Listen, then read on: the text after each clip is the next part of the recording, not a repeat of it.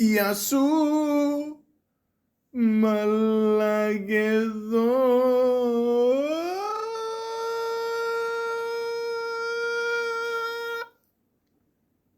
Welcome to the Malaka podcast. Pete Davidson. How big is Pete Davidson's penis?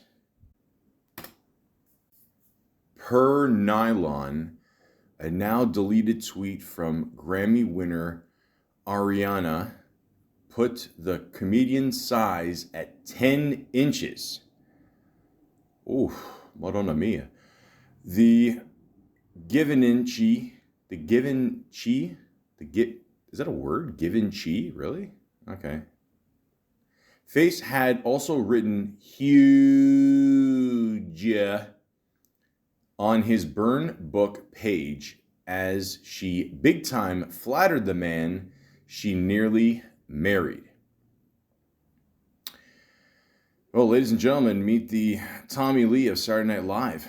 Holy fuck. So there you go. Listen, worst case scenario, nothing else happens good for Pete Davidson for the rest of his life. The guy's got a hog. I mean, it is what it is, okay? Big souvlaki, he's a lucky Malaka. But let's be honest, he's very lucky in other ways. Not to say that he hasn't earned his success. The guy started off doing stand-up comedy at a very young age.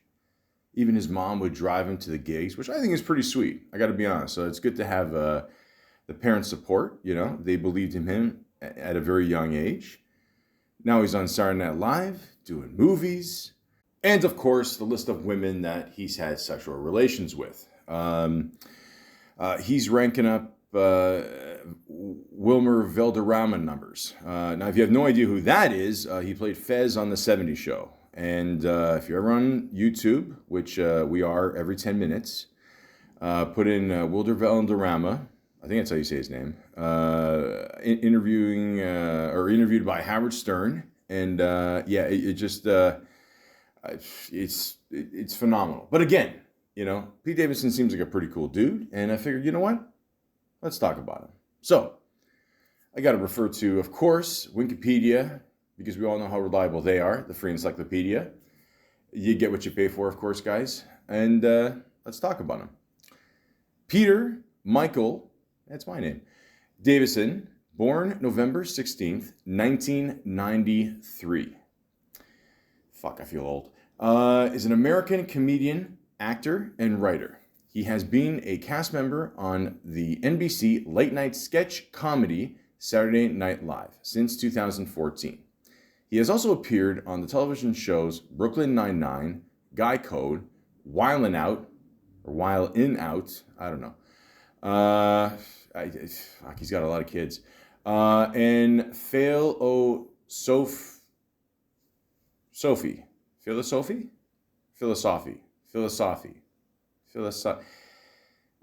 My education only took me so far. And has performed stand-up comedy on Adam Devine's House Party, Jimmy Kimmel Live, and Comedy Underground with Dave Attell. Dave Attell, a very underrated comedian. Again, I recommend seeing a lot of his stuff. He's awesome. I'm a little concerned about the smoking, and he looks like he could be my dad. In 2020, he co-wrote and starred in the semi-autobiographical, I really want to make sure I pronounce that correctly, comedy drama film, The King of Staten Island. Yeah, we'll talk about that later, but that was basically his kind of 8 Mile-ish kind of movie, but great movie too. Like I said, we'll get into that later, but for a guy that's, like I said, he's done stand-up comedy since he was younger. I was able to find one clip on YouTube. He looks like I always wondered this, like, when you do stand-up comedy, like, how are you allowed to actually do stand-up comedy in a bar? I mean, I guess technically you just can't drink or whatever, and, I mean, it's, it does suck, though. I mean, think about it. Like, you have a good set, and, like, you can't drink anything, you know. It's like, oh, great set, man. I want to buy you a drink. It's like, nah, my mom's waiting for me to drive me home. So it's, but again, it worked out, man. So I wonder if his mom's like actually just waiting for him outside in the car, or like, is she in there like seeing him do all these jokes, or I don't know. I'm just curious to like how that works, you know. But either way, man, that's a cool mom. So yeah, here's well, no, I found this one clip of him doing stand up on Jimmy Kimmel. Yeah, he was born in '93, but he also it also looks like, judging by the leather and cloth shirt, it looks like it was taped in 1993. So yeah, I don't know. People were ripping off the '80s for a while, and now the '90s are coming back, and I don't know. Everyone's got the you know, the flat tops and shit. But yeah, okay. So here's another clip. This is funny. Now, keep in mind, guys, he's only 17 doing this, okay? I didn't do stand-up comedy till in my late 20s, you know, clearly in my prime. So, yeah, he got a good head start here, and this is pretty funny. Check it out.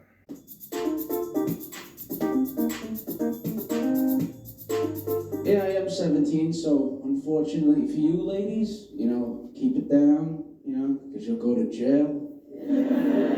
Also, guys, if you have a girlfriend, I get hit on her, because if you do anything, you also go to jail. It's a win-win. Yeah, but I'm into cougars, you know? I think 21-year-olds are so hot. It's ridiculous. I just graduated high school, which is pretty cool. I went to an all-boys school, which wasn't pretty cool. It was awful, actually. There's like farting contests. Like one time a dude crapped himself, and he won. Here's something that should never happen in an all-boys school. Never get an erection, because yeah, there's no excuse for that at all. At all. I got to take a health class. Anybody ever take a health class? It's basically a grown woman or man says penis and vagina, and you laugh right in her face.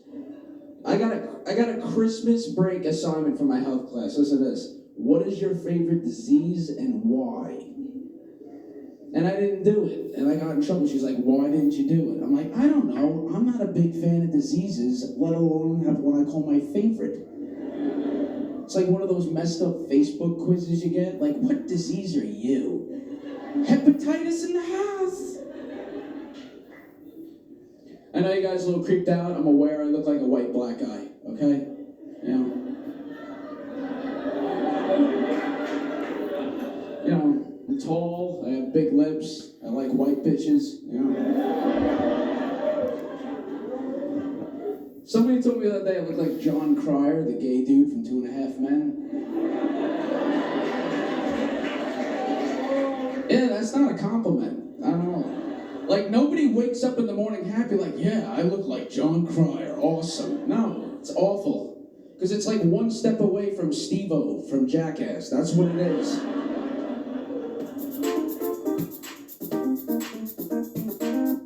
Do-do-do-do. Do-do-do-do-do. What the fuck is he doing this in Romper Room? But yeah, he looks like in this, he looks young enough to be there. I mean, but that's awesome, man. I mean, to go on stage at 17, that's pretty cool. So, a white black guy. That's true, because I saw him in a couple interviews before, like right when he joined Saturday Night Live, whatever, and I was like, yeah, he could be. I mean, that's, you know, it's very possible. So, yeah. But, yeah, that's pretty cool, man, honestly. And once again, we're going to get into these white bitches that he had sex with. But I just wanted to play that clip, you know. It's on YouTube. What isn't these days?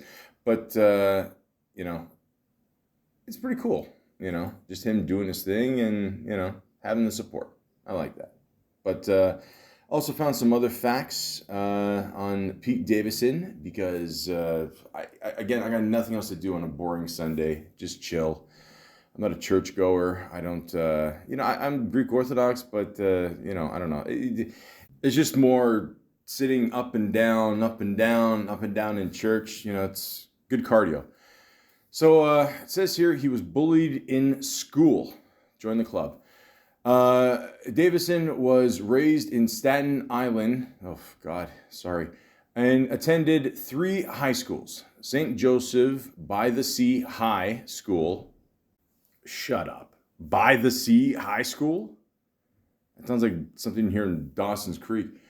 Tauntonville High School and Xaverian High School with Wolverine and Professor X. His school days were not a happy time for the comedian, says the Talco. The what? He had no friends at school and was bullied, which is the reason he attended 3 different schools. He wasn't happy until he left Staten Island for college. Well, from what I hear from about Staten Island, I think a lot of people feel the same way. But yeah, that's a shame, man. But again, fucking 10 inches. Davidson might not have fulfilled his dreams of becoming a comedian if it had not been for his friends. At the age of 16, Davidson and his friends were at a bowling alley in Staten Island. Not much else to do. Says Fan World. What? A stand-up show was taking place, and his friends dared him to get up on stage to perform his first stand-up routine because they knew of his aspirations to become a comedian. Davidson accepted the challenge and got his first experience of stand-up. Okay, so that explains the dare to lead him to become a comedian. Okay, yeah, I didn't read that part. I forgot. Yeah, you can do stand-up at a bowling alley? Really? I mean, I don't know. I've never heard that. But, yeah, Staten Island. That's cool, You do that, why not? Your friends dare you. Every time your friends dare you to do something, you have to do it. That's just life. I mean, if you fuck up, who cares?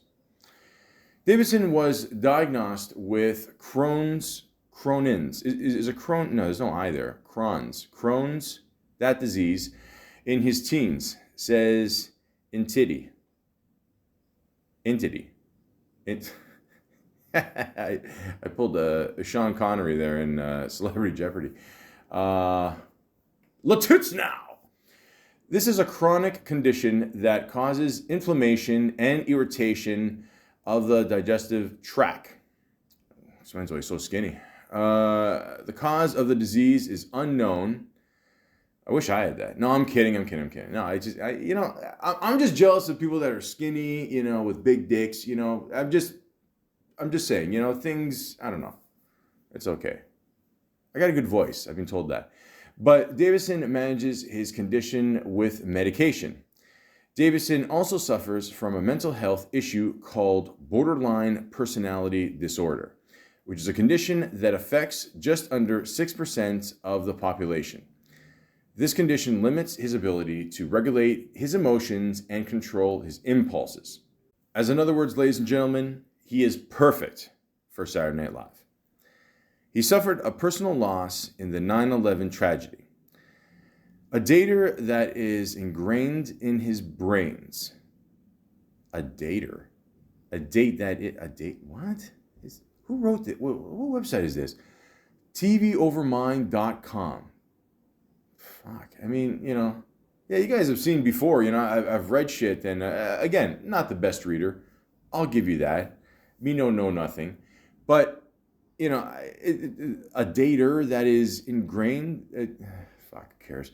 It's Sunday. In the brains of all Americans in September 11, 2001.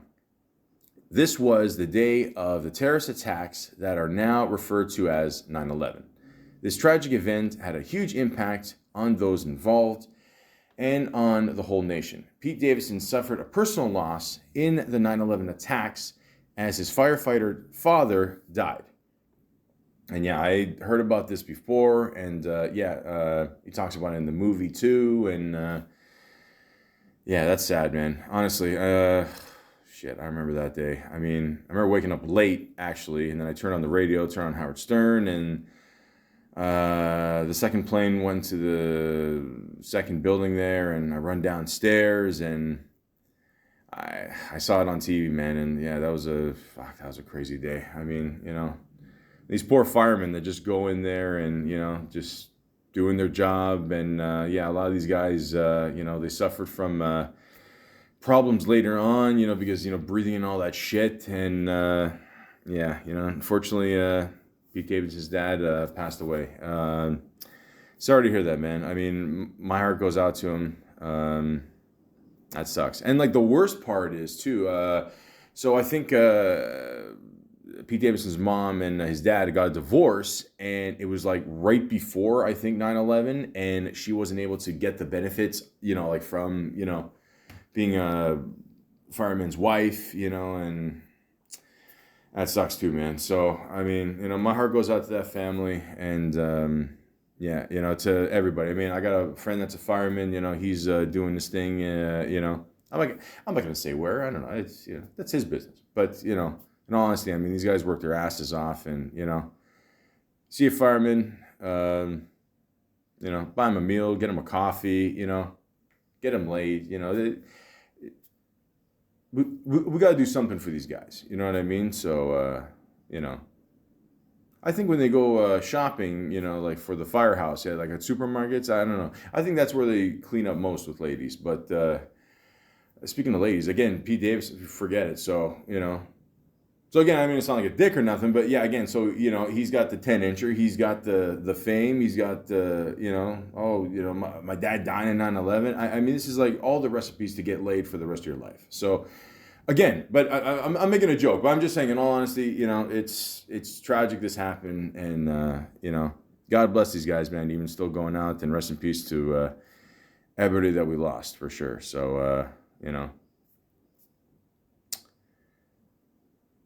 I suck at segues sometimes. He was the first Saturday Night Live cast member born in the 90s. Fuck, again, I feel old. I wonder if he even knows who Kurt Cobain is. When Pete Davidson joined the cast of Saturday Night Live, he was just 23 years old. At the time, he was the youngest member of the existing cast and the first cast member of the series ever born in the 1990s. Says Entity. There you go. You're not going to fool me twice. In this series, Davidson is known for his stand-up routines and his impressions of stars including Adam Sandler, Marco Rubio, and Eminem. He is also the fourth youngest performer to ever become a cast member of Saturday Night Live. That makes sense.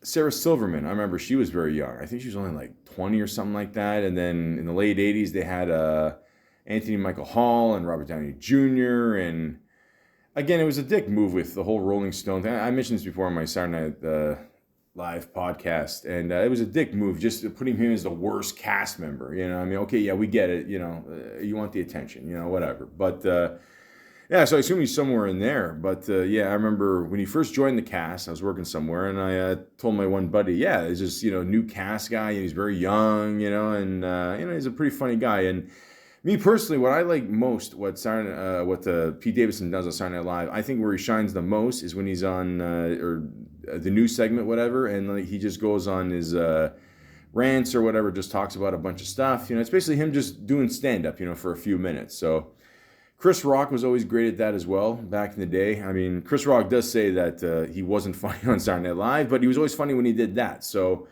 it's a great platform to shine on, obviously. Saturday Night Live, Lorne Michaels always take care of, him and, the cast members. And, I'm a Canadian boy.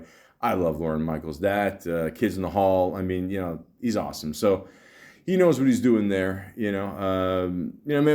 a lot of people would say, oh, he's too young to go on there, and did you not learn from the past, with all the whatever people, but hey, it's cool. I mean, so far, so good. So I don't know. Best advice I can give to Pete is enjoy Saturday Night Live. Stay on there as long as you can. I know you're doing the whole movie thing, whatever, but it's a great honor. It's a great experience. Better segue. Thank you. He is a Harry Potter fan. Fuck, really? Ugh, Jesus. Davidson has admitted in interviews that he is a huge Harry Potter fan. Why? He loves both the books and the films, and he can remember the first movie coming out on his 7th or 8th birthday. How can you remember it if you say 7th or 8th? You know what I'm saying? Like, you know. But he smokes weed, so, you know, it's fine. Davidson has even said that he is obsessed with Harry Potter and has gone to the trouble and pain of having several Harry Potter themed tattoos. We're going to get into the whole tattoo thing in a little bit. I mean, he's got the whole I used to watch Prison Break back in the day, which, by the way, only watched the first season, the very first season of Prison Break. All right. Other than that, it's just, you know. But yeah, like I just never thought that look would actually catch on, and it did. So, you know, there you go.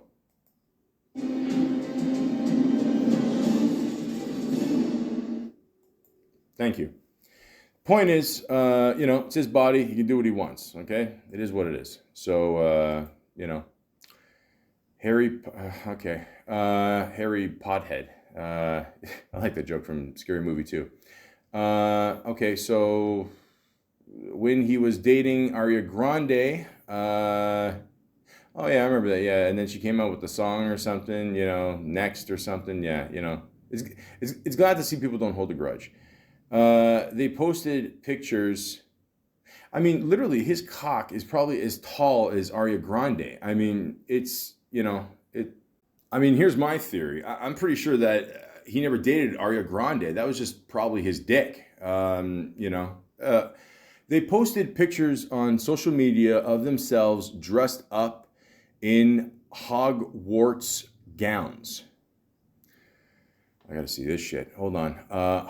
What the fuck is a hogwart? I'm assuming it's a pig. Hold on. Hogwarts. Pete Davidson. Where is it? I don't see it. No. Oh, is that them? Oh, okay. I thought he was just dressed like in a hood. Okay. I mean, guys, is it just me or does Ariana Grande look like she's like 12? I mean, Jesus, she, you know, I just, you know, I never liked that one. I saw that clip of her going into that. What is it? The bakery there, and like, you know, you go to a bakery and they'll have like stuff like that's not behind the glass, and they assume people will not touch the shit, you know, but instead she goes one step further. You know, she literally goes up to it and she puts her tongue out and she, you know, licked it and didn't say anything. I mean, they caught her on camera. I mean, you know, first of all, you know, eat the donut. That's it. At least take that one with you. Don't just leave it there. You want to do it in a day or fine, whatever. But I mean, that's you know, as a fat man, I'm extremely insulted. You know, I don't like to see people wasting food. Again, this picture, it literally looks like that she's his kid. But okay, teach his own. The point is, guys, he wants to be into whatever, Harry, whatever, you know, fine, you know. I don't like Harry Potter. Davidson has several unusual tattoos. Davidson's Harry Potter tattoos, this again, are not only tattoos that this comedian has had inked on him, and some of them are rather unusual. He has a tattoo of the number 8418 on his left arm. This was the badge number of his late firefighter father. So it is a dedication to him. That's nice. That's cool. He also has 4 tattoos that are dedications to his ex-girlfriend. Ugh, dude, come on, dude. That's like the biggest cliche ever. You never get, listen, you could be married to someone for 50 years. You don't get a tattoo with their name or number or face, and, because then you're going to be with another woman, and then, she's going to, see the girl's tattoo on your body, and it's going to be an awkward threesome, and fuck. Of the singer Ariana Grande. Some of these tattoos include her initials, their favorite song, and a bunny ear logo, which relates to an inside joke they shared together. Bunny ear logo. Okay, let's look this up here. Okay. Bunny ear logo joke. All right. Okay, I'm looking at it now. I don't see it. All I see is oh wait, there it is. Yep. Okay. Oh yeah, didn't Ariana Grande wear that shit? Yeah. She did kind of I don't know, an Easter bunny themed of Eyes Wide Shut or something. Yeah. Okay. All right. That's okay. Is that Hillary Clinton? No. Yeah, it is. Holy shit. Oh fuck! Wow, I just guessed that. That's why does he have a tattoo of Hillary Clinton? What the fuck? Okay, so just looking at his tattoos here. Okay, he's a fan of Jaws. All right, that's cool. Jaws is a good movie. Just the first one. Everything else is shit. I believe that's a Snapchat ghost. Okay, so he's got like a Pac-Man thing. Pac-Man's cool. He's got the mushrooms from Super Mario 3, I believe, which is pretty cool. I like that. I respect that. It's my favorite game of all time. Okay. All right, so far so good. I don't see anything weird here. Okay. Okay, there it is. Yeah, Mars Attacks. Okay. That's a shitty movie, man. I'm sorry. I mean, it's funny when they go that's cool, But and then I remember when they made fun of Eric the Midget on Howard Stern there. That's right. I said midget. Okay, it's not the equivalent of the N-word. Okay, fuck off. Okay, that's cool. So he's got a picture of an old man. The dog is looking one way. The dog is looking the other way. If you're a Goodfellas fan, you get the reference. Okay, that's cool. So, yeah. Okay. I mean, yeah, the Hillary Clinton. Okay, that totally throws me off for sure. But apparently he's had a lot of them removed. Shaolin, of course, Wu-Tang reference. Gotta love Wu-Tang, of course. Winnie the Pooh, nice. Okay, that's cool. 93. Okay, so he's okay. No, I was gonna say he's a Doug Gilmour fan, but I'm sure he doesn't even know who that is. Yeah, that was the year he was born. Okay, that's fair. Yeah.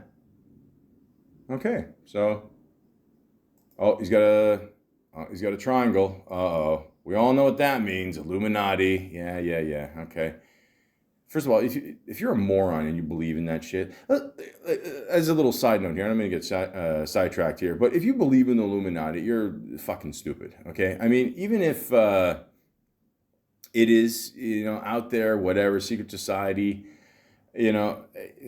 stop it, grow up, I don't know, go get some pussy, just, stop it. Just, you got to get out there, guys, please, stop living online here. He covered up the bunny ears. Oh, okay, you put a heart on it. Okay, yeah, that's, you know what? You find a good tattooist, they can cover up a bunch of shit. Okay. Is that a fucking tattoo of the Tootsie Pop owl? Okay, that's pretty funny. I'm not going to lie. Yeah. Okay. Okay, so, I could spend a few days on this, but, I'm not. But, yeah, that's still the... I'm sorry. Like, the Hillary Clinton one is just funny. I mean, so, like, and he put that one, like, right in his leg.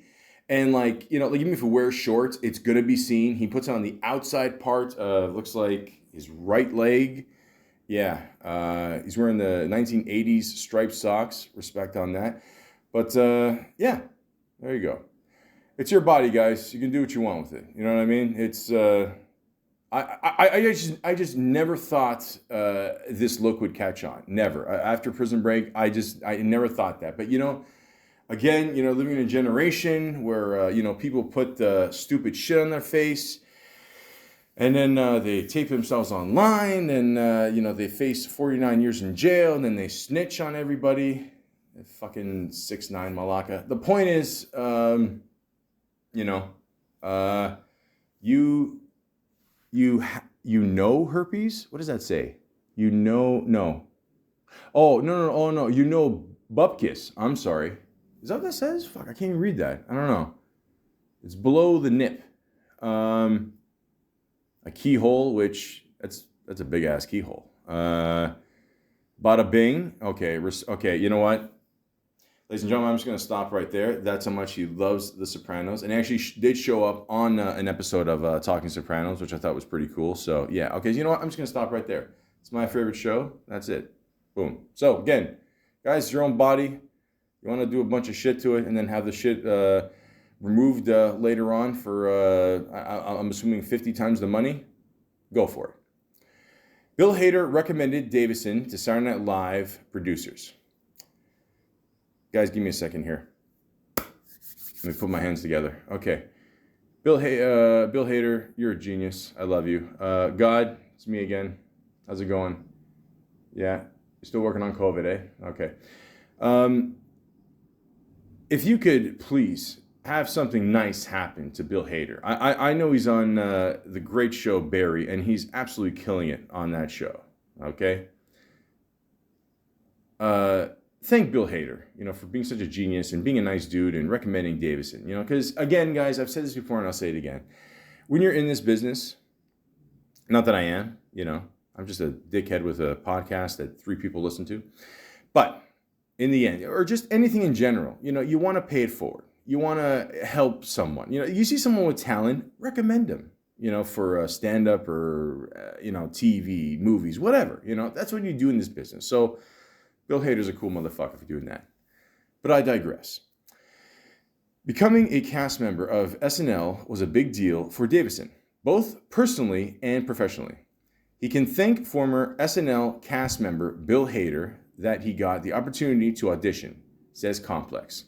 Pete Davidson had a small role in the 2015 comedy Trainwreck, a film in which Bill Hader also appeared. This gave Hader the chance to get to know Davidson. He was impressed by what he saw and recommended Davidson to Lorne Michaels, an executive producer of Saturday Night Live. I know who the fuck Lorne Michaels is. Thank you. Jesus. Thanks to this recommendation, Davidson was offered an audition that changed his life forever.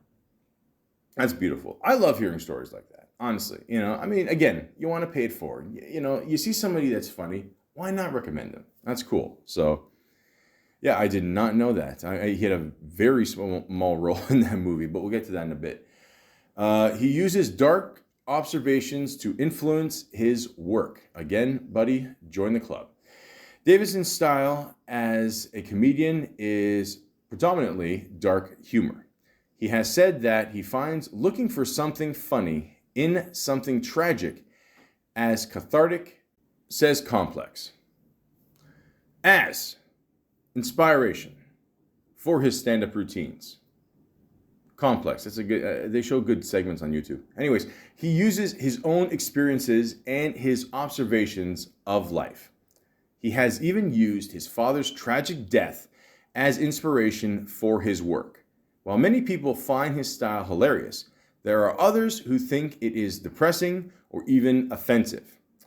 For this reason, he is often considered a controversial comedian. Listen, I said it before and I'll say it again. Comedy is meant to be uncensored, okay? You don't like it? Fuck off. That's it. It's that simple. You go on stage, it's you and the mic, do what you got to do. Now, there are some funny clips, and I guess it is kind of disturbing if you don't have a dark sense of humor.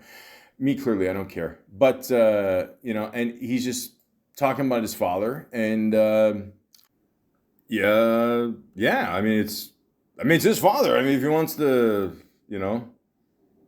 make fun of him or, do a Paul Walker joke that never aired. Shit happens, man.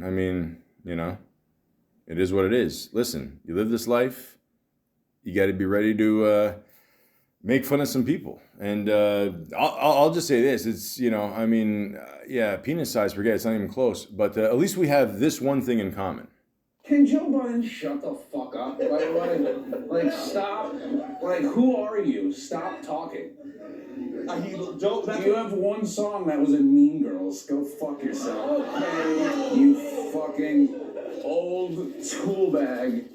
What is he gonna do? Write a diss about me? That's how much of a loser he is. He's like, yes, I can diss this comedian. You fucking tool bag. That was funny.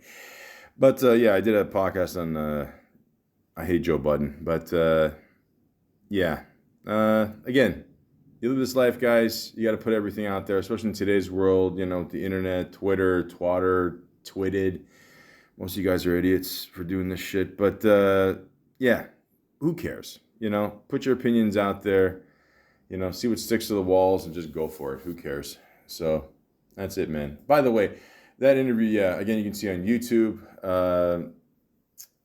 That looks like the worst cheese sandwich ever. I don't know why people love cheddar so much. It's good in cheeseburgers, but it's just, I don't know, it's overrated. He has closed his Instagram accounts. Okay, so we were just talking about this. All right. Thank you. Thank you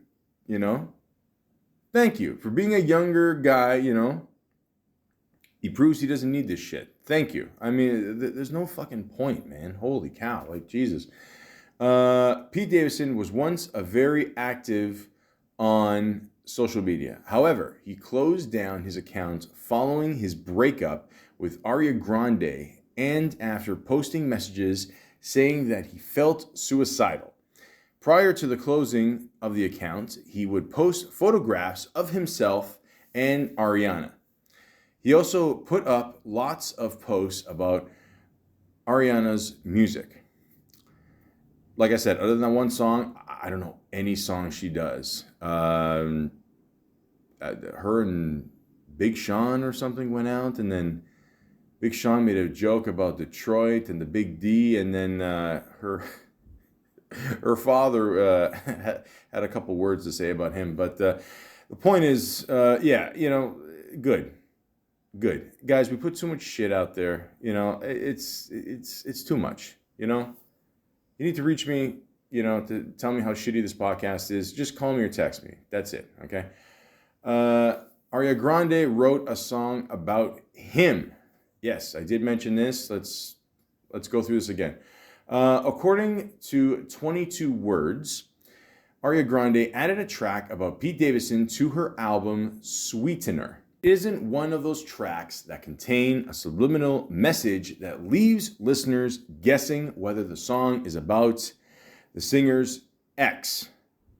Thank God, because I'll be listening, to a track, and I love rap, guys, and a lot of times, like, you listen to a track, and then, like, years later, like, oh, these two rappers, they get along again. I'm like, I didn't know they didn't, and then there's subliminal messages, and I don't have time to fucking decipher these codes, fucking Sherlock, and just get to the point, That's it, okay? No Vaseline style. The track is actually titled Pete Davidson. Grande also mentions him in the song Thank You, Next. The lyrics say that she almost married him and that she is thankful to Pete. The music video for the track features a photograph of the couple that is accompanied by the caption, "Sorry, I dipped Pete. I love you always. Huge."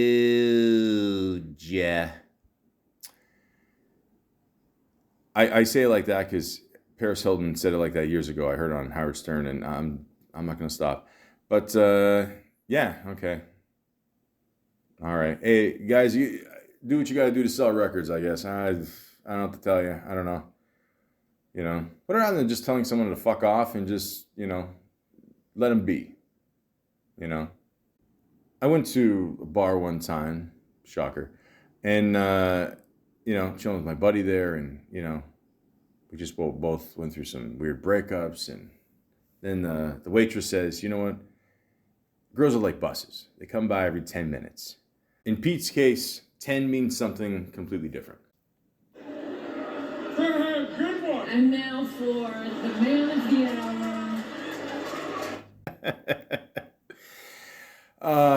That was, yeah, it wasn't the best joke. I'll give you that. I still have no idea who that blonde Morticia is. Although Pete Davidson is a huge success now, not all of his projects have been successful.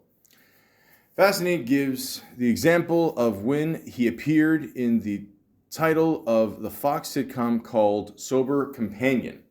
The pilot was aired back in 2014.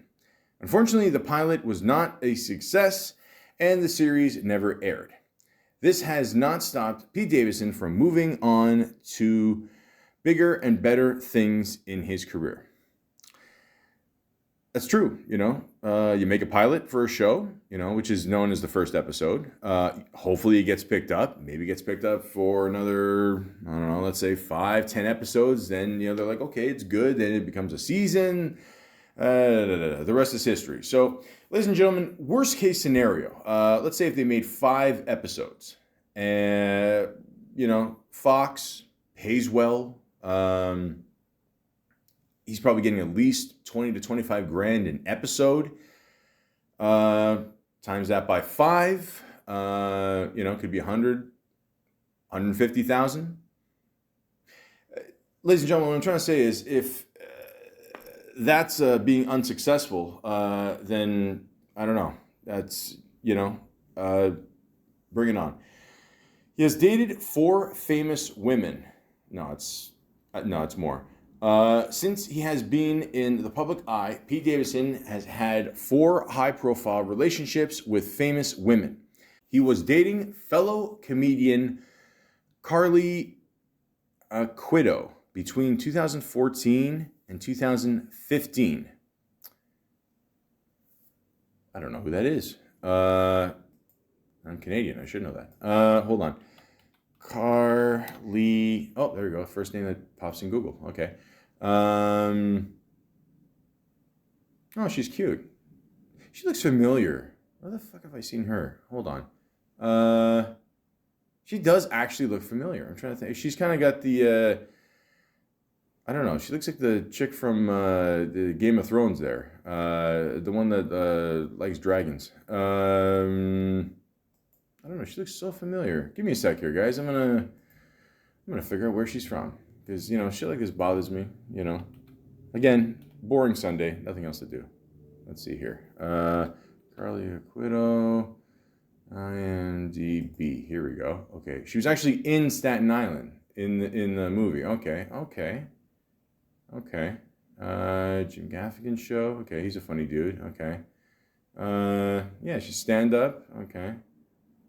Right. Okay, so she was in. Okay. Well, there you go. Hey, you know what? It couldn't have ended that bad. Ladies, I gotta ask you a question here. Just a little sidetrack here, but whatever. Who cares? If a guy breaks up with you, okay, let's say, you went out, you did your thing, even like 6 months, a year, even let's say 5 years, 10 years, whatever, it's still in the back of your mind, you're still thinking he's got like, a 10-inch penis. I mean, do you really let that go? You know what I mean? Like, I'm just saying, like, like growing up in the 90s, I always thought that too with Tommy Lee, fellow Greek boy, what's up? And, like, I'm sure there's no woman that actually left. I mean, look at the whole thing with him and Pamela Anderson there. But by the way, that is a great series, Pam and Tommy. Check that out. Seth Rogen's hair and the getup he wears. The whole. It's good to see him with the mullet. But yeah, great show. Anyways, but yeah, I mean, like, it's okay. I get it. Like if. Hey, have I still stayed friends with a woman because she has a nice ass, nice pair of eyes, like, is it Is that wrong? No, I don't think so. I don't think so. I trailed off there. The point is, yeah, it couldn't end that bad. I'm sure he, helped her get the job in Staten Island. Like, hey, do it? Sure, why not? It's cool. So there you go. That's what I'm trying to say. He then dated Cassie David, Larry David's daughter. No shit. I didn't even know he had a daughter. From 2016 to 2018. There you go.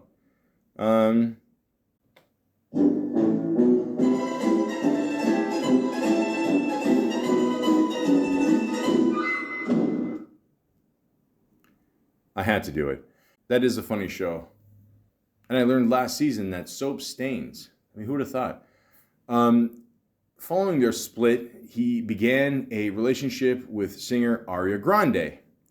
They became engaged in the same year, but then split in October 2018. Most recently, he has dated Kate Beckinsale for 4 months. The couple announced they had split in April 2019.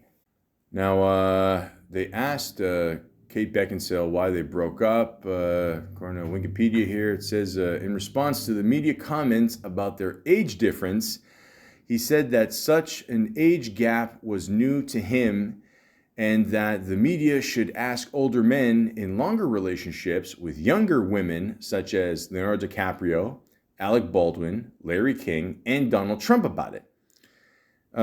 He also dated Margaret Qualley until the relationship ended in October 2019.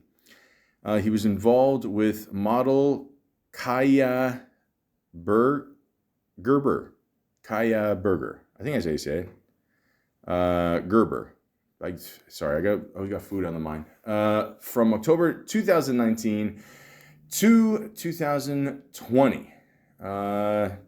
Also, in August 2021, he split from Bridgerton actress Phoebe Nevor, I think, yeah, after a 5-month relationship. Okay, here we go. This is where the fun begins. It also says here, Davidson and Kim Kardashian began dating in November 2021. Kardashian's estranged husband, Kanye West, that is putting it very lightly, referenced the relationship in his 2022 track, Easy, in which he threatens to beat Pete Davidson's ass. Christ. Once again, guys, money cannot buy you happiness. The music video for Easy depicted a claymation figure of Davidson being kidnapped, buried, and showed his decapitated head. Wow. West further attacked Davidson on Instagram. Oh, Jesus. Dude, how old are you? 12? In February of the same year, calling him a dickhead and Hillary Clinton's ex-boyfriend. Remember when people loved Kanye West and like he made good music and it just, he was happy and fuck. Yeah, I talked about Kanye West on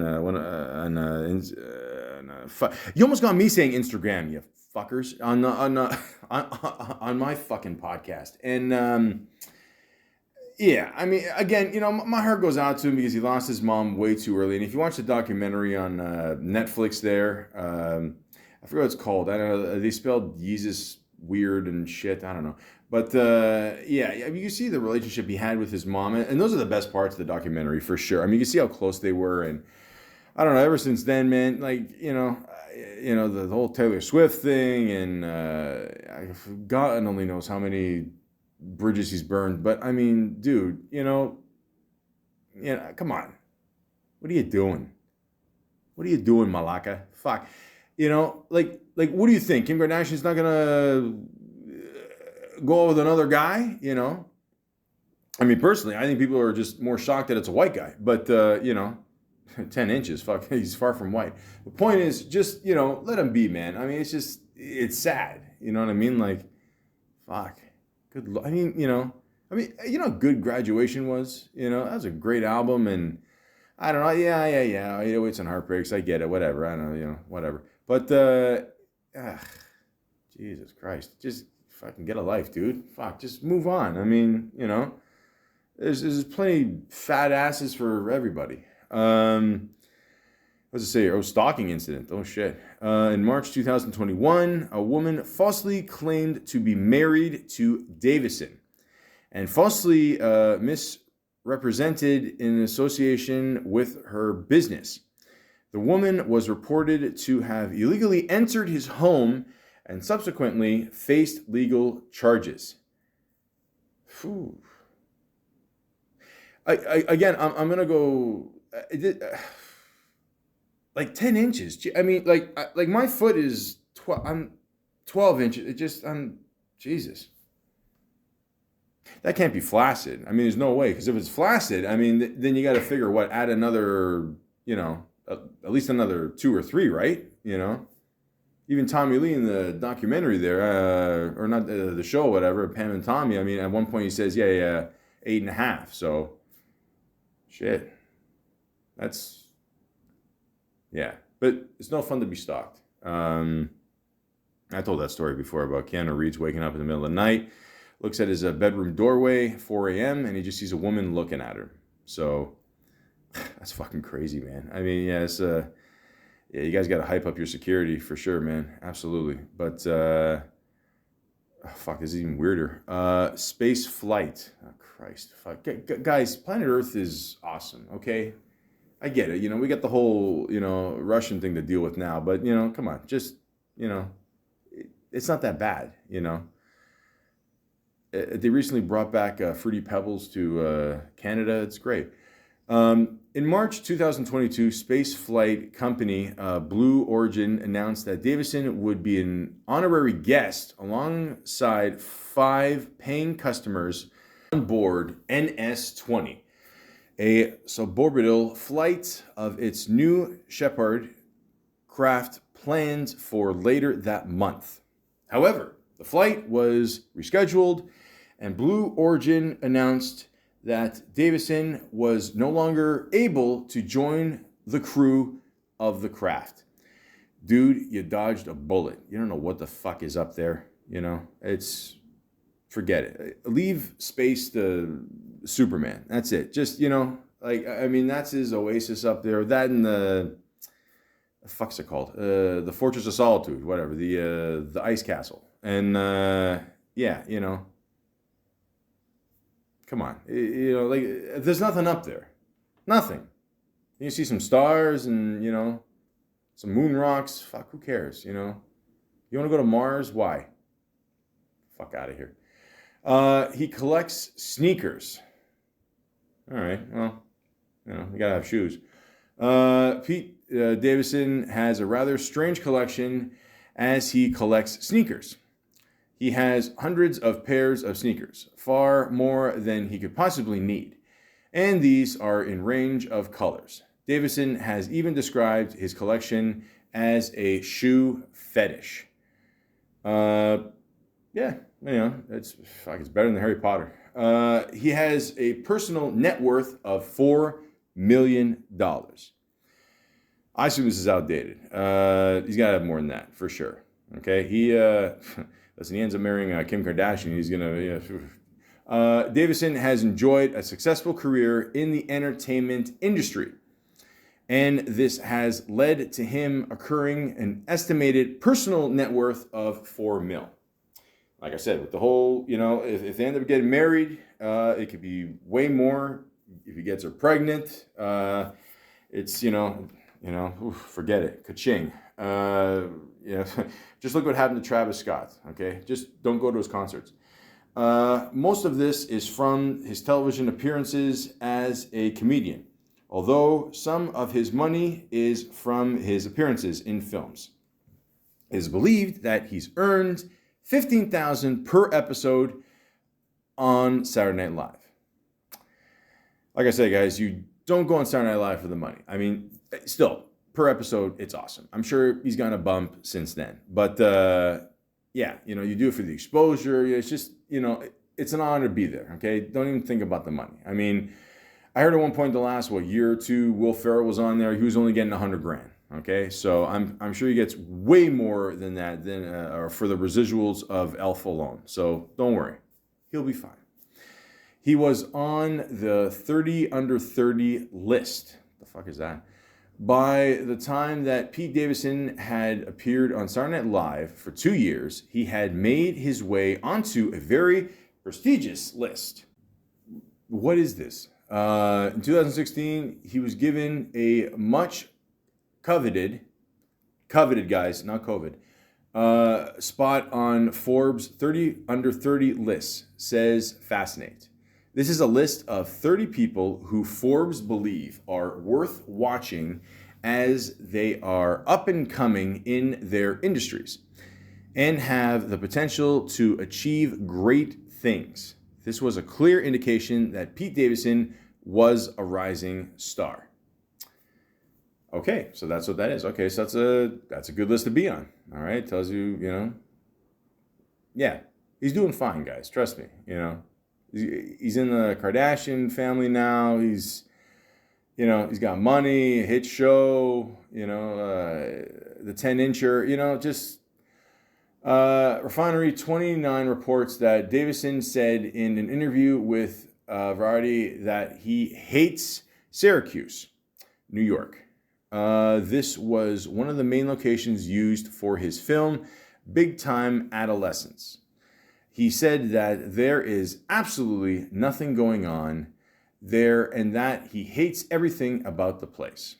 It didn't help that he got pulled over by the police in Syracuse, which he blamed on the police having so little to occupy their time. Davidson passed the police's sobriety test, but his friend was arrested for possession of drugs.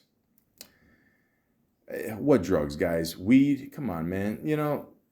Pete, come to Canada, man. Okay? Just chill up here, Toronto, Vancouver. Do what you got to do, okay? You can smoke to your heart's contempt, okay? Even before the fucking law. Nobody gave a shit up here, okay? I mean, there's stories, people smoke a joint. The cops, it didn't bother, doing the paperwork, I mean, they keep you on hold here for like 40 minutes. It's fucking stupid. But yeah, they're not going to give a shit about weed up here. Trust me, okay? He was listed by the Variety as a top comedian.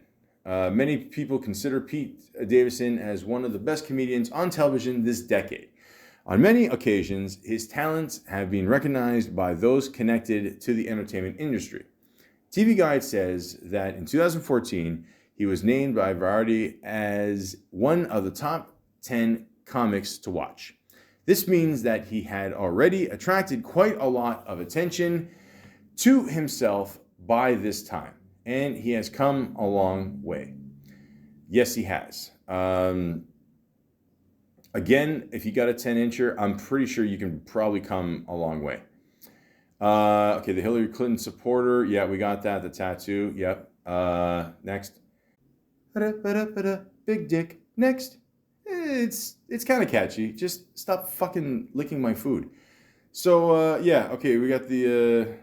yeah, he's doing movie roles. Yeah, I already know that. Whatever. Okay, so we'll skip that one. The point is, guys, he's had a very successful career so far, and it's still going. So he's the heir apparent. No worries there. It's awesome. The heir apparent.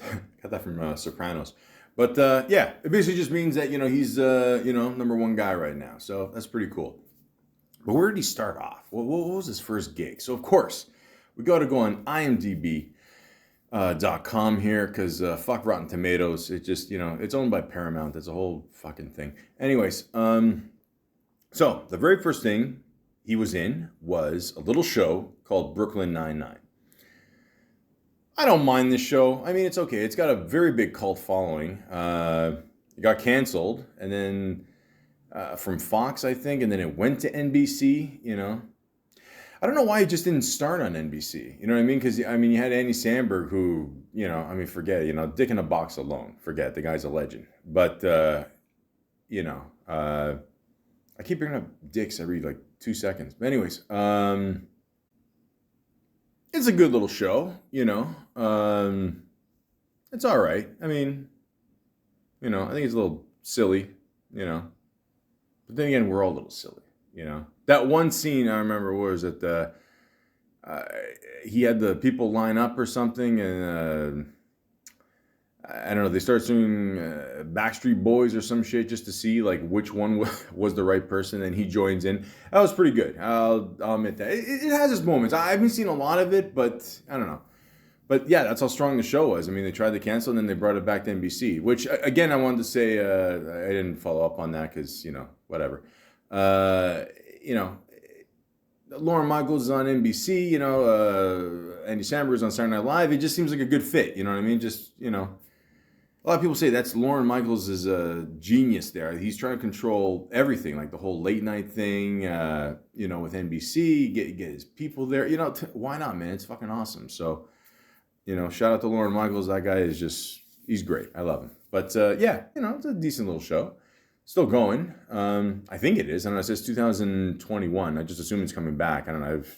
Because of COVID, you don't know when the fuck anything's coming back. But yeah, he was in one episode of that. And yeah, why not? What was the name of his character? Steven. Yeah. All right. I mean, that's an okay name. Then he was in a video short called Tubby Man, where he played pipe cleaner. Okay. The fuck is this? Tubby Man is the world's first supersized anti-bullying superhero. After a life filled with being bullied, Mike Tubby Man has had enough. Is this a story of my life, or like what is this? What? Look at you got Mike Boschetti. He's a funny guy. I like him. Playing Tubby Man. You got Judah Friedlander, funny dude too. Pete Davidson. Okay, there you go. Obviously.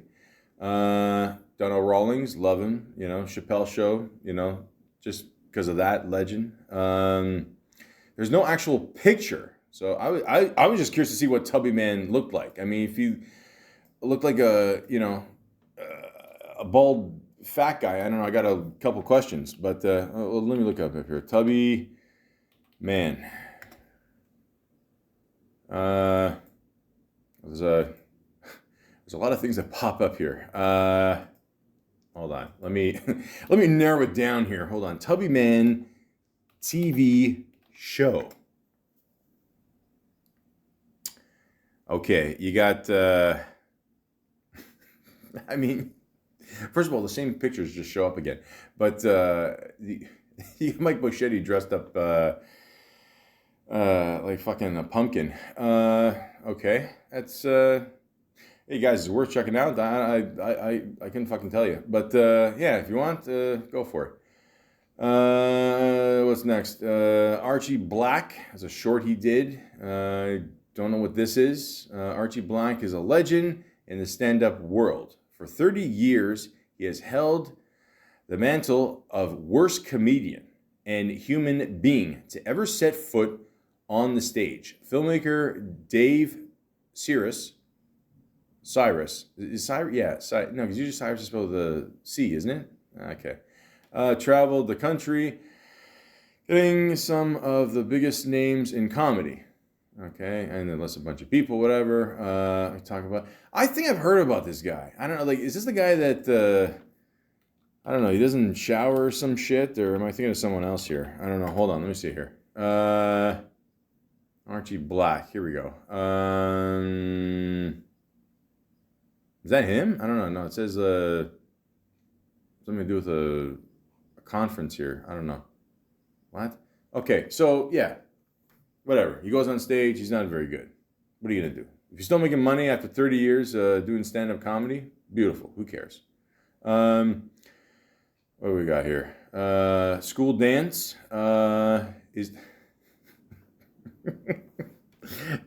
the character's name is Stingfinger. Stingfinger. 4.6 out of 10. I'm almost positive that this is the guy that was in Role Models. Yeah, I think it is. I'm pretty sure. Okay. A good little cast here. I don't know, 4.6. Oof, that's brutal. But yeah, is it worth seeing? Probably not. But all right. Friends of the People TV series. He plays a white supremacist. Wait, what? Hold on. Friends of the Family will provide a fresh and unique take on sketch comedy. The combination of scripted sketches, men on the set segments, and more. Okay. I don't know. Okay, it's got the twins from 22 Jump Street there. Okay, yeah, I like those guys. They're funny. Okay. I don't know. I never heard of this one either. Oh, by the way, the Stink Finger reference when I was singing the song there, it was actually sung by Frank Sinatra Jr. for what the fucking is a show they made fun of Baywatch there. Son of the Beach. There you go. I'm glad I took the time to explain that. Okay, then he was in Grow a Guy as a short he did. I don't know what that is. Okay, so Sober Companion. There we go. So TV movie. Okay, so first they said it was a show. Now they're saying it's a movie. So, okay. Not a bad rating. 7.7 out of 10. That's not bad. Self-destructive attorney is issued AA. Yeah, they put A. Oh, an AA. Oh, I get. Okay, yeah, an AA court-appointed sober. Okay, I get it. I thought it was a typo. That was good. But shouldn't they put the A's together or no? Or is there like dots? Fuck it. To make sure he stays clean. Okay. Okay, fair enough. But 7.7 out of 10. That's not bad. I mean, that got some funny people in it. Justin Long, he's cool. Nick Frost. You know, anything he does with Simon Pegg is always good. Yeah. Okay. All right. I might have to check this out. I don't know where it is, but I'll find it. Don't worry. Then the Jay-Z story is a short he did. Jay-Z fan. Oh yeah. Okay, this was on Saturday Night Live. Okay. Yeah, I remember this. Yeah. Okay. Yeah. Yeah, that guy's not on Saturday Night Live anymore. What's his name? Michael Patrick O'Brien. Yeah. I thought it was funny. I don't know. Yeah, he was only on there for like, what, a season or something? Yeah. Then and Jay Farrell, too. I don't know. He left way too early. I don't know. Yeah. Okay. Well. Yeah. Prom Queen, short. He did. I'm just assuming these are all Saturday Night Live things, no? I don't know. They count them as one thing. Oh, because they're shorts, right? So I guess, Okay, all right, fair enough. Trainwreck. I talked about the whole story there with him and Bill Hader recommending him for Saturday Night Live. It was a very short scene. He played, what was it, Dr. Connor's patient. What's your story? Are you like a Division I athlete or something? No, me? No. I was on the Xbox that I was playing, and then I got really high and tripped on my bomb. Are you high? Yeah. So high. And that's it. Yeah, that's, yeah. Again, guys, you laugh at shit like this, but I guarantee you he probably got an easy... I'm going to assume it at least... Actually, no, he's part of... Actually, no, you know what? Now I think about it. You're part of SAG, so I think the least amount of money you can get is 60 grand. There you go. Why be an actor? Because of what the fuck I just said. The Jim Gaffigan Show. Okay. There you go. A funny show. I've seen a couple things here and there. I like it. Very, very funny stand-up guy. Why not? Help out a friend. Give Converse with Pete Davidson. I don't know what this is. Okay. I'm assuming this means conversation. There's not much here. Okay. 3.8 out of 10. Ooh. Okay, so the conversation wasn't that good. All right. 86th. TV miniseries. He was a waiter. I heard like that saying the 86 because I looked it up one time and it has something to do like a lot of people don't know for sure where it comes from. There's nothing for sure, but they said it had something to do with like people throwing shit out like out of a restaurant in like 1986 or something, and like or like the alleyway was named that or something, and that's where it got its nickname, or I don't know. Guys, who cares? The point is, want to check it out? Sure. Click Clack Moo, Christmas at the Farm. It's a short he did. All right. Where is this? Prime Original. Okay. Fair enough. Set It Up. He played a character named Duncan. It's just like you can always tell it's one of these bullshit dating movies. I mean, they show all the couples and the thing, and it's like fucking I don't know. It looks like Love Actually Part 2 or something. Who cares? Machine Gun Kelly, Loco. Now him and Machine Gun Kelly, I know, have a very good relationship. Good friends there. So good that when he tried to hug him, he literally hugged him off the stage. When they all gather at the end of Saturday Night Live there, he's made fun of him a few times. It's good back and forth. It's cool. I'm not going to lie to you, man. I'm an Eminem fan, so, I got nothing against Machine Gun Kelly. I'm just putting that out there, I grew up in the 90s, thousands, just, come on. It's not even close. The guest book, I don't know what this is. Nope. The guest, wow. Okay, that is what the fuck is this? Okay, this looks, okay. I'm going to say this, ladies and gentlemen. Go on IMDb, put in the guest book. It's a TV series. For some reason, Pete Davidson looks like the guy from Smallville. It just shows a seagull. And the seagull is wearing one of those, the Gimp from Pulp Fiction, like one of those leather caps, whatever. So I assume the show is about a lot of fucking. For a tiny cottage in a tiny town, there's nothing tiny about his. Okay, I'll stop. This place sure will see lots of baggage. Each episode, new guests will bring their own special brand of crazy to this new TBS comedy from My Name is Earl creator Gregory Thomas Garcia.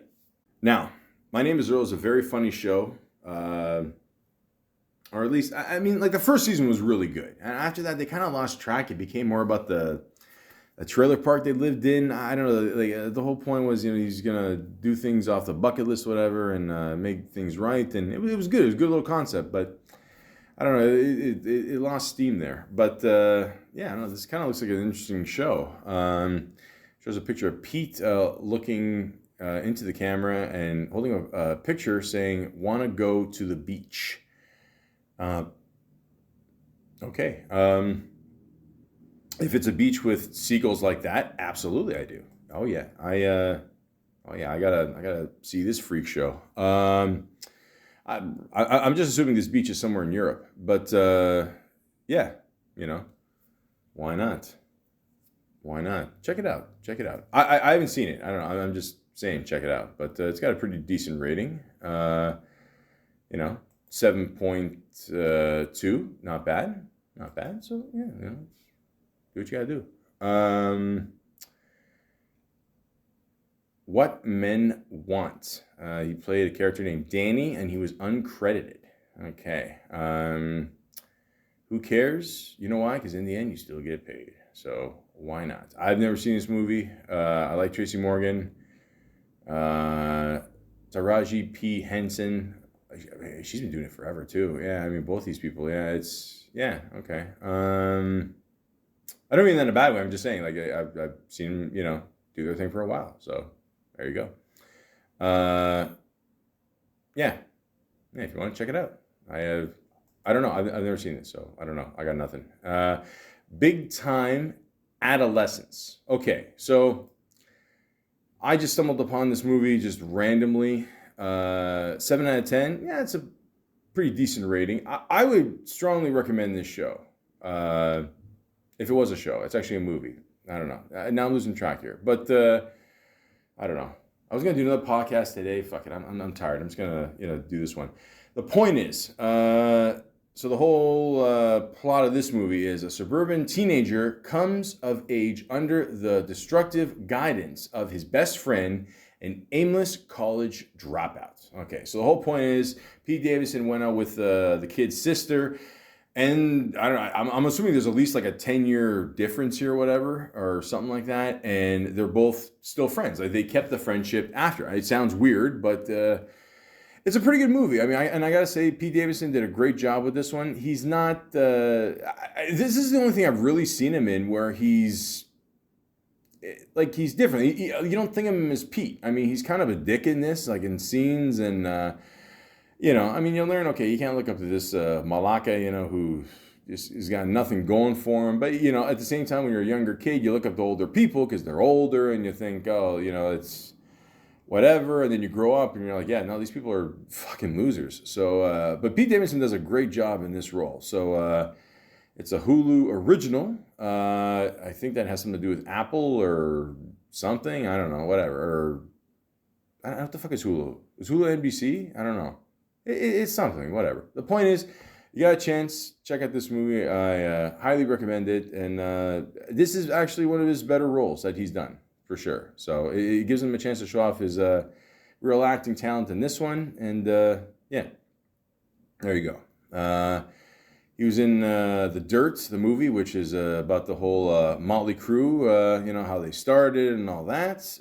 Good little movie. I believe it's on Netflix, I think.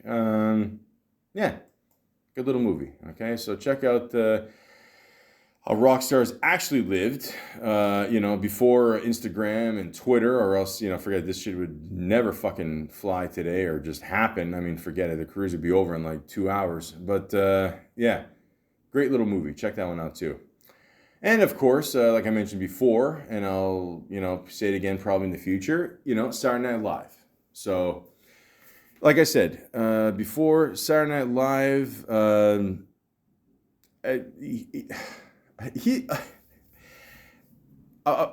sorry, I'm just laughing because like I like at the end of this podcast, I was going to say that, I'm going to just say it now. Like a lot of these podcasts, I usually like review an episode that maybe someone's hosting or whatever. Did with Elon Musk and Paul Rudd. Enjoy that 3-hour podcast. Yeah, go figure. But yeah, he hasn't been there. Like that was my plan for today. So review that episode and thing. But apparently he's busy doing a movie or something. So and this is how much I think Lorne Michaels loves Pete Davidson, because. A lot of people can't do that. And a lot of people, when it's time for Saturday Night Live during that time frame, you can't really do anything. I mean, there's people, that have lost their job because of it, because they can't come back because they're busy doing something that's like, it conflicts with this schedule. And so, yeah, also, let's be honest, okay? If Pete Davidson is definitely one of the more popular people right now on Saturday Night Live. If they fired him because of that or whatever, forget it. I think the internet would break down. So yeah, that's not going to happen. And Pete Davidson could probably stay on there longer than Kenan Thompson if he wants. Another 30 years. So like I said before, where he does his little segments on the news, talks about whatever. Excellent. There was the one thing where like he made fun of the army guy with the eye patch. And, guys, I'm going to be completely honest with you, and this might cost me shit in the future, but I'm just going to be completely honest with you. I said it twice because I mean it.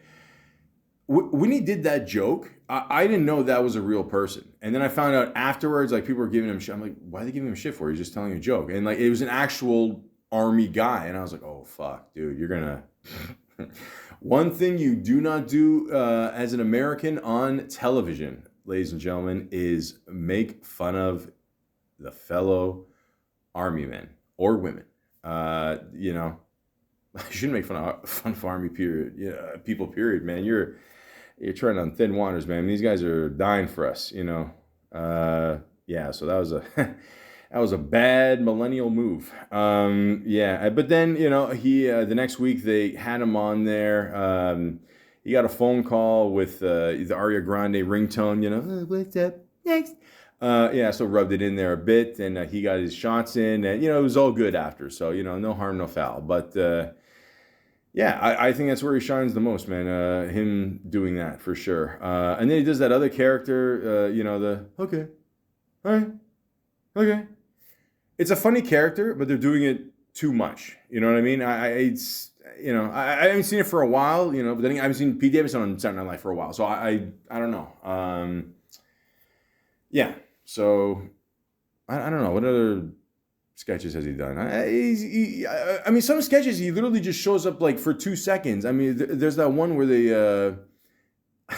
they made fun of Jim Carrey. He's going to his family reunion. And then like right at the end, you see Pete Davidson like pop in with the outfit from Batman Forever, and he's just like, he's got his hands on his waist and he's smiling with the mask. It's funny. I mean, just like little things like that are funny. You know what I mean? Like, so they definitely know how to use him over there. So that's pretty good. But yeah, I mean, Saturday Night Live, nowadays it's still funny. Again, it all depends on who they get as a host. But yeah, I feel personally they should have more funny people on there. Like, I know they get, you got to do flavors of the month, and if someone's promoting a movie, I get it. But, it's a comedy show, guys. Just make it, more, about the person hosting and then being funny, and then work with that. And, that's it. That's just my thing.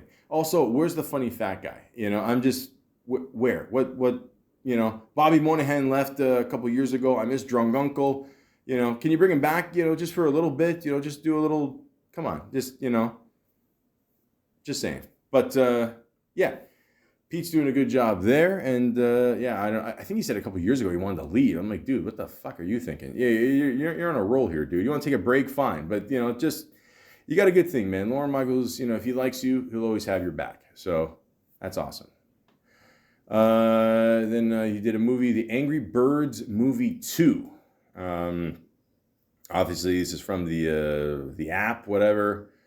I even heard a lot about Angry Birds. I mean, for a while it was just all over the place. Now it's gone. 6.4 to 10. I don't know. Will they make a part 3? Who knows? But probably not. The Jesus Rolls. Oh. Huh. Okay.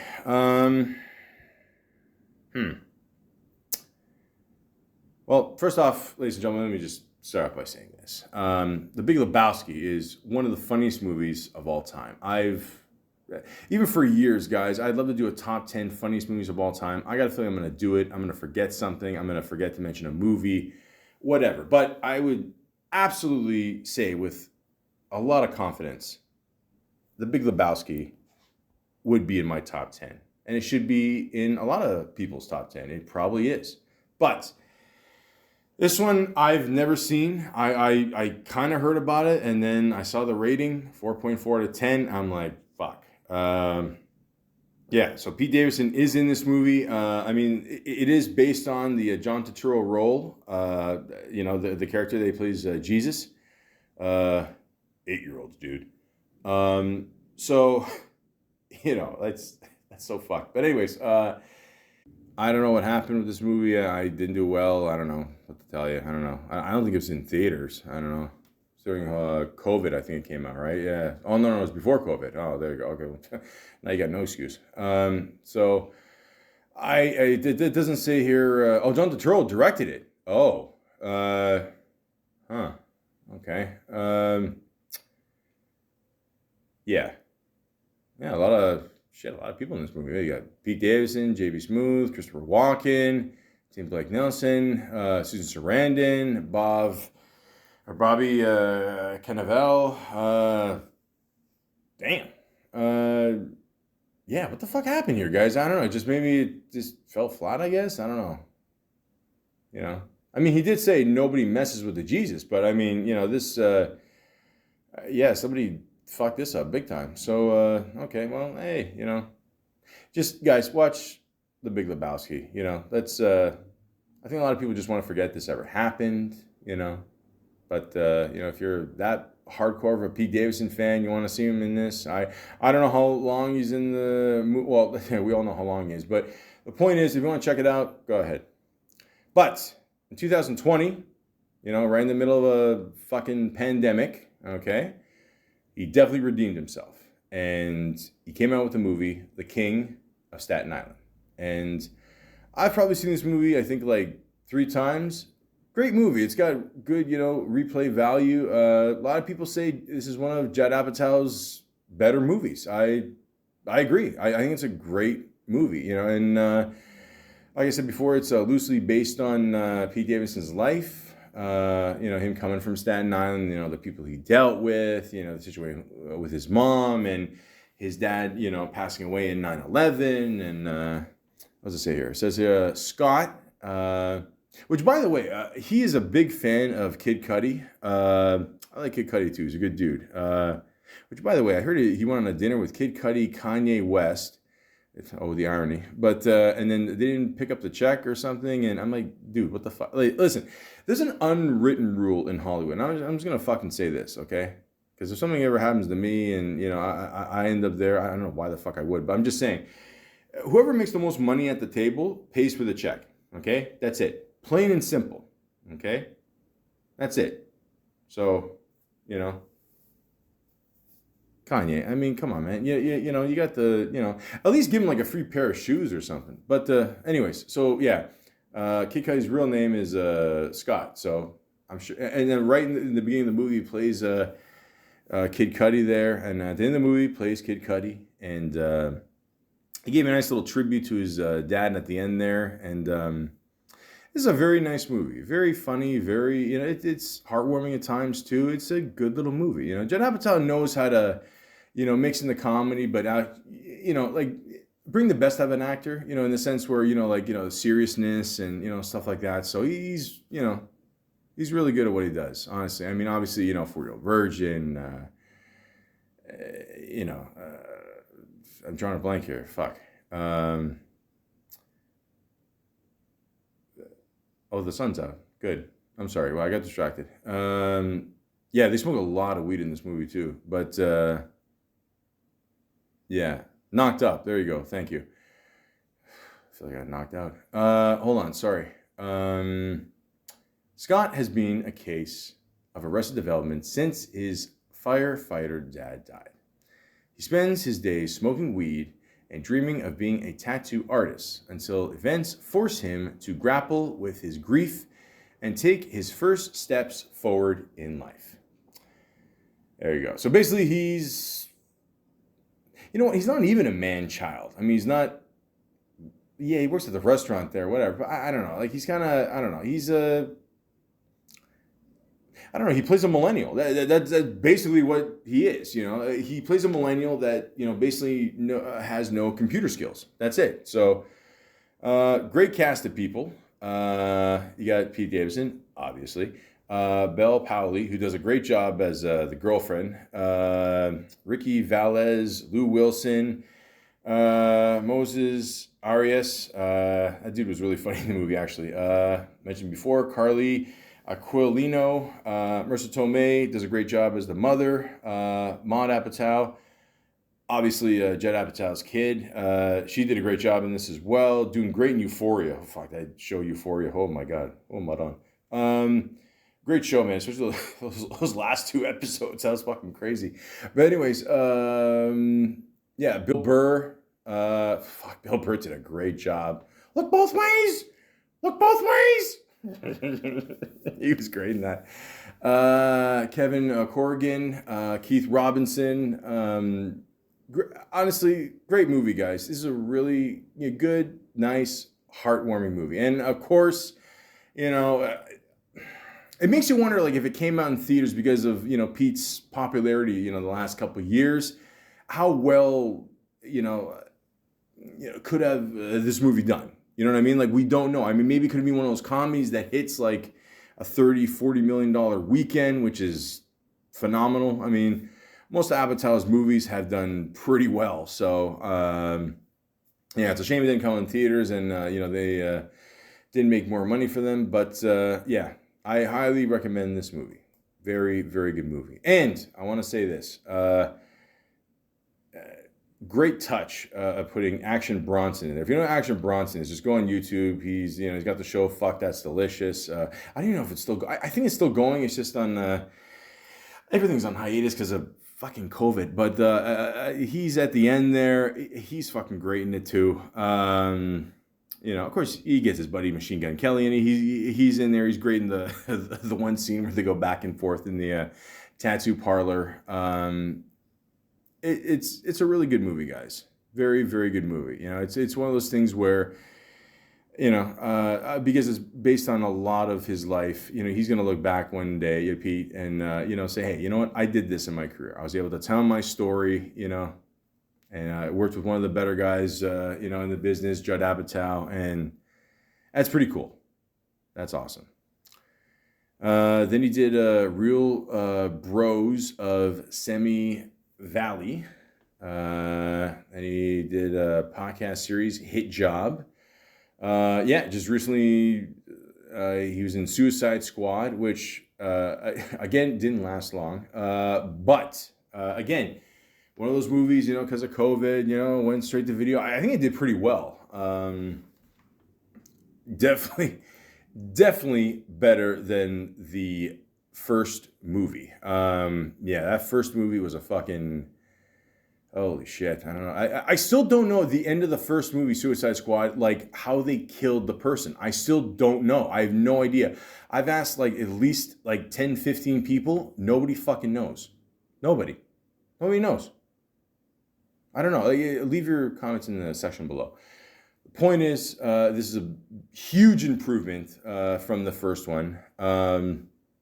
I'll tell you guys a funny story. So, and I think I can finally tell this without getting in trouble. So, I work security. I don't know if you guys have heard the rumor, but I actually had a chance, or slight chance, I guess, to work on the first Suicide Squad as security, and it was weird, like, because I first of all, I found the ad on Craigslist. Okay, so, of course, Craigslist, you're like, oh, shit, Do people even use Craigslist anymore? Or I don't know.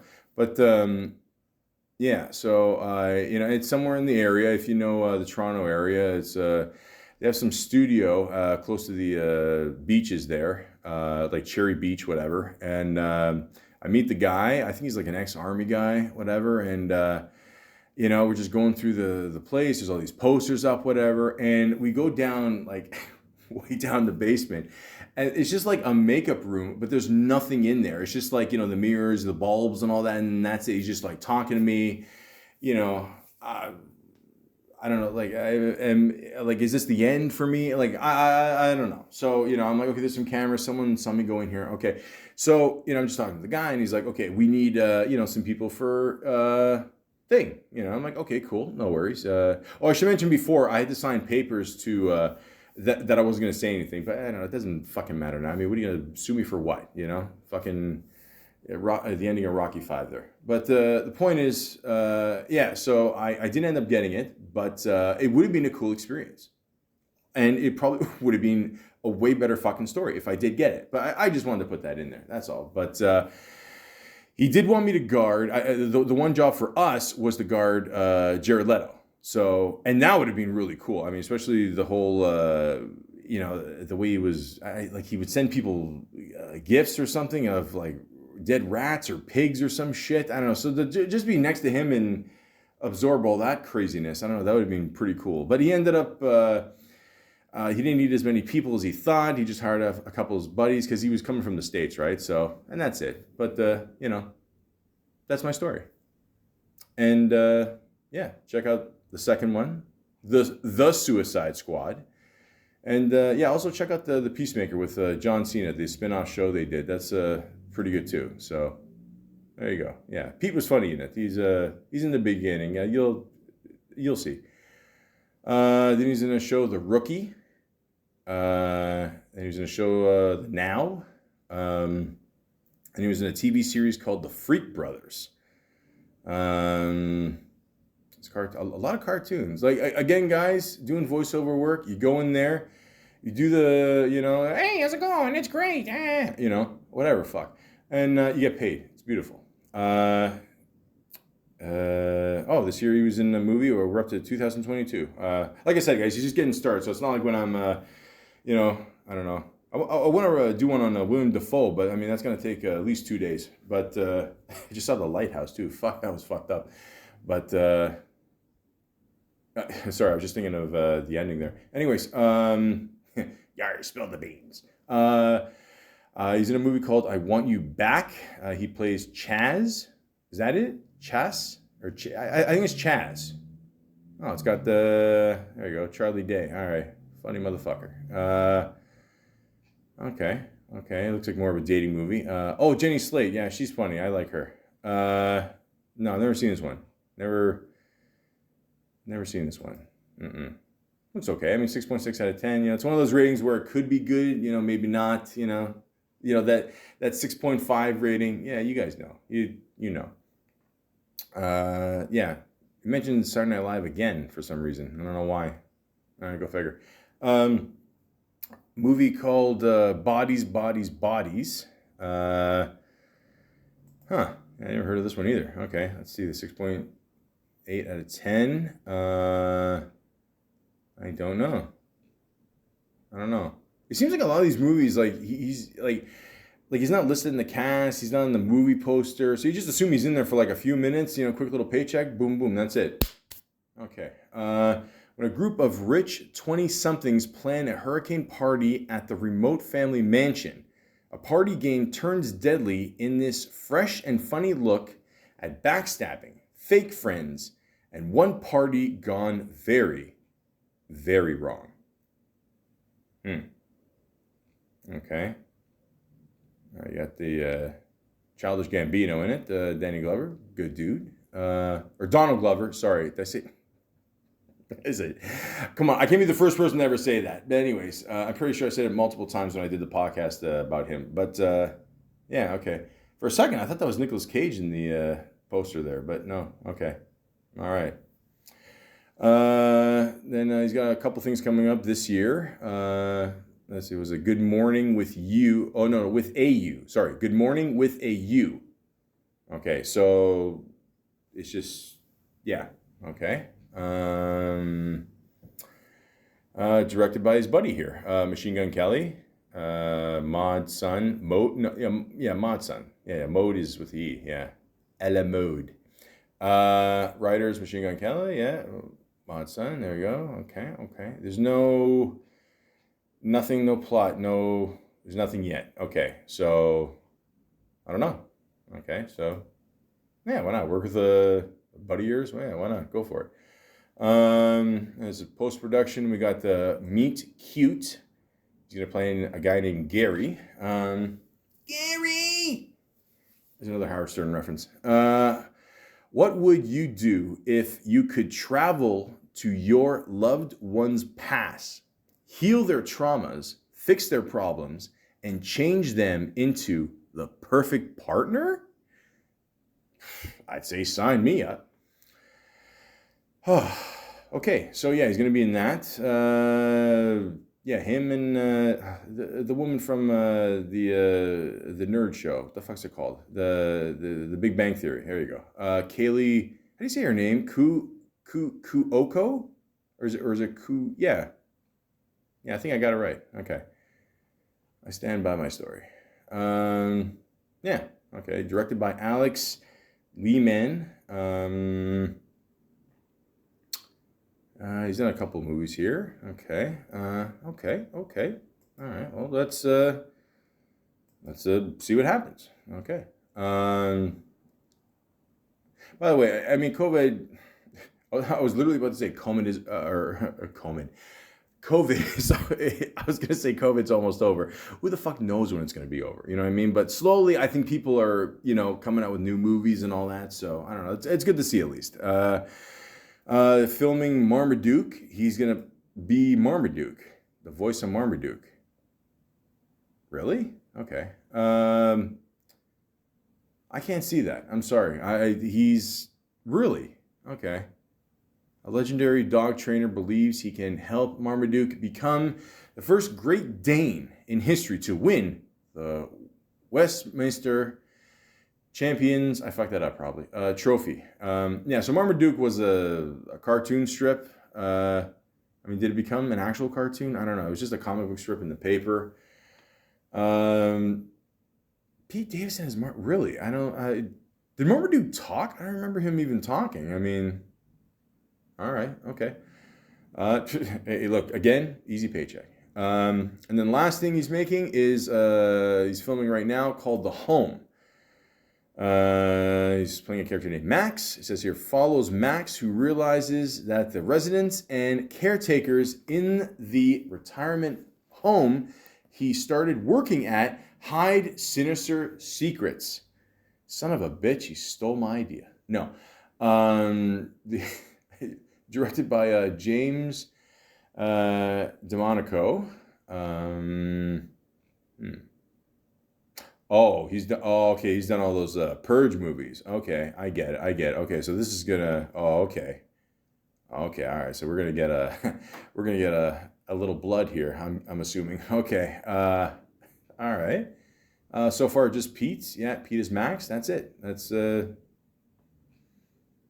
I think there'll be more people in the movie, but for now, that's pretty much it. Yeah.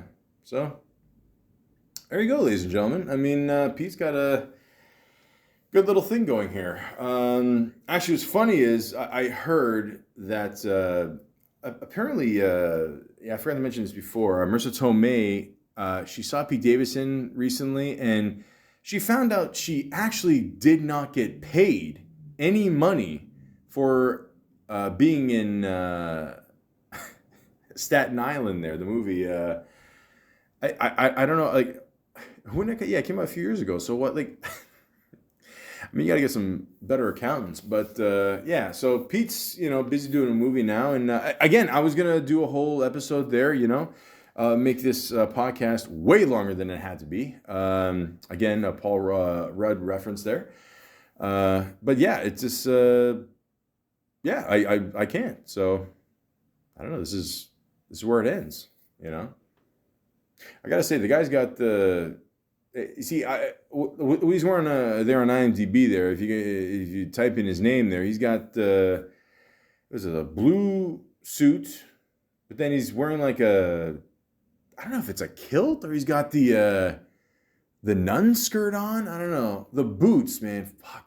I remember like those boots, and I'm gonna say, yeah, he is. He was born in the '90s, but he rocks the '90s look hard, man. I remember people had those shoes, and yeah, man. Jeez. The '80s socks again. All right. Okay. Respect. Okay. And he's got the Leon the Professional sunglasses there. Okay. Well, you're going to be in a movie that's directed by the guy with the Purge. I get ready to shoot somebody. But there you go. That's it, guys. Pete Davidson, he's a good kid. And, I know he's been through a lot of personal shit. And for the most part, he makes a joke out of it. And, that's what you got to do. I don't know. I often do that myself, make fun of myself. Mostly my reading on my podcast. But, and people are always concerned about Pete, It's like, oh, he's going to kill himself or whatever. He's fine. Don't worry. Actually, what am I saying? I don't know the guy personally. Who the fuck knows if he's fine or not? I'm just saying. He seems like a good kid, and don't harp on it as much. I'm sure talking about it and him, people getting or people sending him messages and all that is not going to help his situation either. Okay, let him live his life. You know what I mean? So that's it. I am concerned though about him actually living at home, which again is a classic millennial move. But like having money and you still like I got a buddy of mine, no bullshit. I mean, like, he's Greek, so this makes a lot of sense. But, like, the guy literally still lives at home. He's in his fucking 40s, okay? And I'm talking, like, late 40s. The guy I heard he bought a condo years ago. And then he fucking, you know, he didn't buy a motorcycle. But he, you know, he's too much of a puss. But, fuck, who am I kidding? So am I. But I'll learn one day. Don't worry. I look like a guy that should have a motorcycle. But the point is... fuck was I saying? Yeah. So he buys the condo. He's still fucking living at home. I thought, dude, I think I'm moving there. I was like, oh, no, I'm still going to live at home. I'm just renting it out so I make extra money. Like, what the fuck? Like, Christ, man. But I get it. I mean, the whole, you know, he wants to be close to his mom. I get that. That's cool. Isn't that ironic, though? Like, you know what? I just thought of that right now. That's probably another reason why Kanye West is probably so pissed off at Pete because, you know, Pete's still got his mom. I mean, he's still, you know, you can tell, you know, they're very close to, you know, I've seen them in interviews together. And, yeah, it's probably, jeez, Kanye's got to get help, man. I mean, good Lord. I don't know. Oof. But I'm just saying, I mean, yeah, I just thought of that. So anyways, yeah, enough of me playing Dr. Phil here. But, yeah, look, Pete, man, you know, if you need help, go get it. If not, you're good. That's it. It's that simple, you know? I mean, you live in this day and age. I mean, I'm just glad he's off Instagram. Or I don't know if he's on other shit, but I don't know. I tell people all the time, you don't need it, man. It's just, it's too much. You know, people commenting, losers out there, you know, judging his poor kid, you know, by his tattoos or the way he looks and whatever. Me, I wasn't judging the way he looks. I'm just, I can never pull this shit off, you know? It's just too big. But, I mean, he's too big in other ways, but just, you know, forget it. Yeah, he's got a whole kind of like, yeah, I'm pretty sure that is a nun outfit. I mean, you really look at it, it looks like, he kind of looks like a taller version of the white chick from Sister Act. Yeah. Yeah, that's it, guys. You know, he seems like a good dude, and just let him live his life. That's all. Let him keep having fun, you know? So he's got a good career going, and that's it. Hopefully he'll be back on Saturday Night Live by, you know, 2023. But, hey, we'll see. So until then, you know, just stay tuned. And I wish him all the best. Oh, I forgot. He did 2 comedy specials, too. One of them was called SMD, and the other one was called A Live from New York. Very funny. That whole story with him and Louis C.K. and, I forget. We all know what he did. And, okay, so... let Pete live his best life and just have fun. I mean, think about it. If you're a kid, I mean, I know he's in his 20s, but still, he's a kid. I mean, come on. You know, he's still, you know, you just want to have fun. And, you know, let him do his thing. That's all. So, raise a drink, or in Pete's case, raise a joint, light it up, smoke it up, and give props to the king of Staten Island, Pete Davidson. His mustache was flapping all over the place. He looked like the Monopoly man. It was terrifying. Look what was!